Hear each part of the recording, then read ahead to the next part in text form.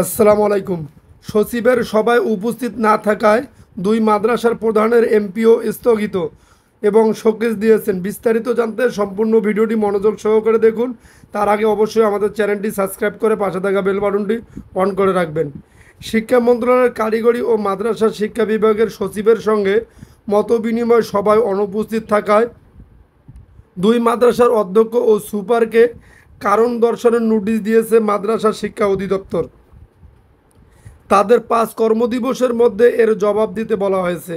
মঙ্গলবার ২৩ সেপ্টেম্বর অধিদপ্তরের উপপরিচালক প্রশাসন মোহাম্মদ আরিফুর রহমান মজুমদারের স্বাক্ষরে ওয়েবসাইটে প্রকাশিত বিজ্ঞপ্তিতে এ তথ্য জানানো হয়েছে। দুই শিক্ষক হলেন কক্সবাজারের মহেশখালী উপজেলার পুডিবিলা ইসলামিয়া ফাজিল মাদ্রাসার অধ্যক্ষ মোহাম্মদ আমির হোসেন এবং শাহ মজিদিয়া বালিকা দাখিল মাদ্রাসার সুপার মোহাম্মদ সুলাইমান।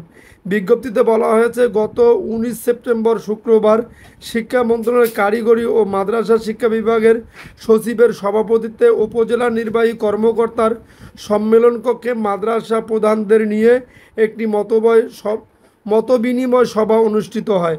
এতে আরও বলা হয়েছে, উক্ত মতবিনিময় সভায় মহেশখালী উপজেলাধীন সব মাদ্রাসার অধ্যক্ষ ও সুপারদের উপস্থিত থাকার জন্য নির্দেশনা প্রদান করা হলেও তারা দুজন উপস্থিত হননি। তাদের এ ধরনের কার্যক্রম দায়িত্ব অবহেলা ও ঊর্ধ্বতন কর্তৃপক্ষের নির্দেশ অমান্যের শামিল।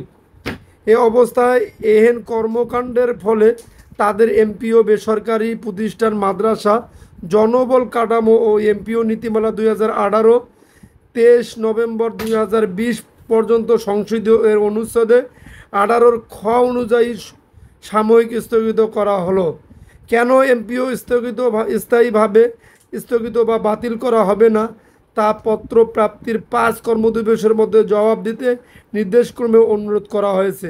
যদি আপনাদের নিউজটি ভালো লেগে থাকে তাহলে অবশ্যই আমাদের চ্যানেলটি সাবস্ক্রাইব করে পাশে থাকা বেল বাটনটি অন করে রাখবেন পরবর্তী ভিডিওর জন্য।